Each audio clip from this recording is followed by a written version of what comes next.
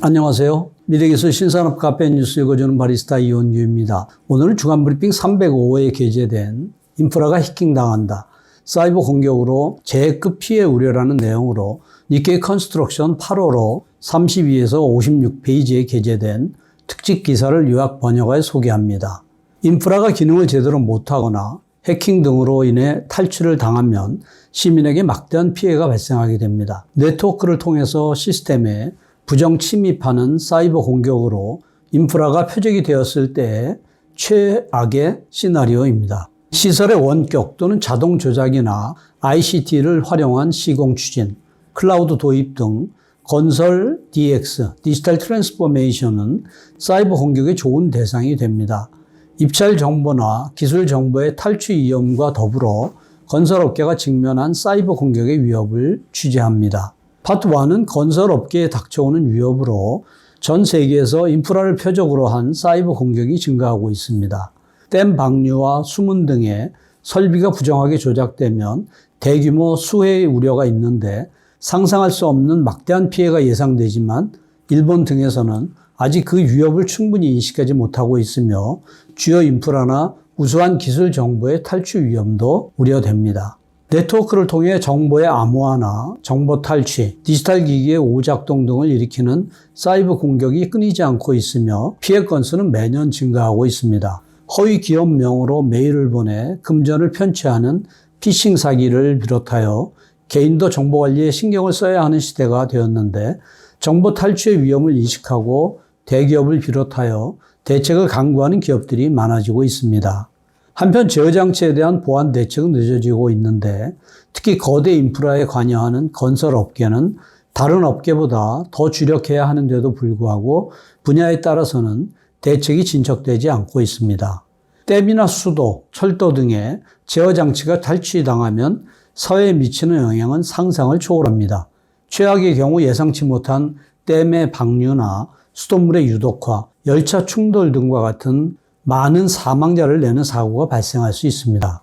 과거 세계에서 일어난 사이버 공격에 의한 피해 사례를 보면 건물이나 공장 등이 표적이 되었고 그 중에 의외로 눈에 띄는 것이 인프라의 피해입니다. 예를 들면 우크라이나에서는 2015년 혹한기에 전력시설의 제어장치 등이 부정 조작되었는데 복구까지 최대 6시간이 소요되는 대규모 정전이 발생하였고 약 22만 5천 명이 큰 불편을 겪었습니다. 기술연구조합 제어시스템보안센터의 무라세 사무국장은 최근에는 공격 수단이 고도화되면서 심각한 피해를 초래하게 되었다고 말합니다. 2000년대 초반까지는 부정하게 얻은 아이디나 패스워드로 네트워크에 접속하는 단순한 공격이 많았지만 최근에는 공격의 내용도 많이 바뀌었습니다. 대표적인 예로서 USB 메모리를 통한 바이러스의 감염이나 외부 네트워크와의 접속을 차단한 폐쇄망을 가상적으로 구축한 가상사설망, VPN 장치의 취약성을 노린 공격을 들 수 있습니다. 폐쇄망을 확립했기 때문에 사이버 공격에 대한 우려는 없다고 하던 예전의 안전신화는 무너졌다고 생각해야 할 것입니다. 최근에 공격 수단 트렌드는 랜섬웨어인데 감염되면 부정 동작 등을 일으키는 멀웨어의 일종으로 원래의 상태로 복원하는 대가로 몸값을 요구하는 악질적인 범행입니다. 텔레워크의 보급으로 원격 단말기의 이용이 증가하고 사이버 공격의 표적이 되기 쉬워지면서 막대한 피해가 발생하고 있습니다. 랜섬웨어에 의한 인프라 피해 보고는 다음과 같은 것이 있는데 2021년에는 미국 석유 파이프라인 사업자가 랜섬웨어 공격을 받아 조업을 중지하여 완전 복구까지 열흘 안팎이 걸렸는데 주유소에는 기름을 넣으려는 사람들이 몰려 큰 혼란에 빠졌습니다. 마찬가지로 2021년에 미국 플로리다주의 정수장의 약품 주입 장치에 수도국 직원의 원격 PC를 통한 공격이 발생하여 약품의 농도를 급격히 올리는 조작이 가해졌습니다. 원격 감시 중인 직원이 즉시 알아차려 실제 피해는 발생하지 않았지만 시민의 건강에 피해가 생기기 일보 직전이었습니다. 이와 같은 사이버 공격의 위협은 해외에만 국한된 이야기는 아닙니다. 2022년 3월에는 도요타 자동차의 주요 거래처들이 랜섬웨어 공격을 받아 국내의 모든 공장이 일제히 가동을 중지했으며 2019년에는 나가노현 아치무라에서 수도 원격 감시 시스템의 데이터가 조작되었던 사건도 있었습니다. 멀웨어에는 정보를 탈취하는 타입도 있는데 모르는 사이에 공격을 가해 정보를 빼내가는 일도 드물지 않습니다. 방위산업만큼은 아니더라도 건설산업도 충분히 표적이 될 수 있다고 공안조사청 사이버특별조사실 담당자는 이렇게 경종을 울리는데, 방위시설과 전력시설 등의 설계 정보 외에 국제 경쟁력 확보에 필수인 첨단 소재나 로봇 기술 등의 귀중한 정보를 보유하고 있기 때문입니다. 그 중에서도 최근에는 국가가 관여하는 공격이 심각한 위협이라고 보고 있습니다. 정치적, 군사적인 국가 목표를 달성하기 위해 비용도 신경 쓰지 않고 집요한 공격을 여러 차례 시도하기 때문인데, 고도의 공격의 경우에는 그 흔적을 알아채지 못하는 경우도 있습니다. 그러한 국가 주도의 공격에서 표적이 되는 것은 기업의 규모와는 상관이 없으며 동시다발적인 공격에 의해 협력회사를 경유하여 원청 회사가 바이러스에 감염될 우려도 있습니다. 파트 2는 작은 마을의 수도 원격 감시 장치를 공격한 경우로 나가노현 남단 산간 지역에 위치한 인구 약 6,000명의 아찌무라 수도시설 원격 감시 장치가 사이버 공격의 표적이 되었으며 최악의 경우 단수에 이르렀을 수도 있습니다. 정부가 그러한 사실을 제대로 파악하지 못했을 가능성이 있어 정보 공유의 과제가 부각되었습니다. 파트 3는 중대 사고는 단수만이 아닌 유독화로, 수도시설의 사이버 공격에서는 단수만이 아니라 시민의 신체에 직접 피해를 줄 수 있는 수돗물 유독화에도 신경을 써야 합니다. 한시라도 빠른 대책이 요구되지만 사이버 공격을 상정한 훈련 등 각종 대책을 적극적으로 추진하는 것은 일부 대도시에 그치며 중소지자체에서는 대부분 아직 대책을 세우지 못하고 있습니다.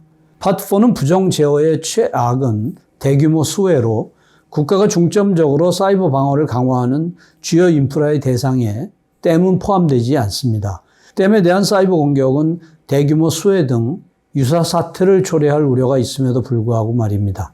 정부는 주요 인프라의 사이버 방위 대책을 연달아 세우고 있지만 대상에서 누락된 댐에 대해서는 대책이 지연되고 있는 것이 눈에 띄고 있습니다. 파트 5는 댐 방류 장치 원격화도 가동 제로로, 국토교통성은 6년 전에 원격제에서 댐의 홍수 방출 게이트를 조작할 수 있도록 방침을 전환했는데 재해 시에 착실한 조작 체제를 확립하기 위해서입니다.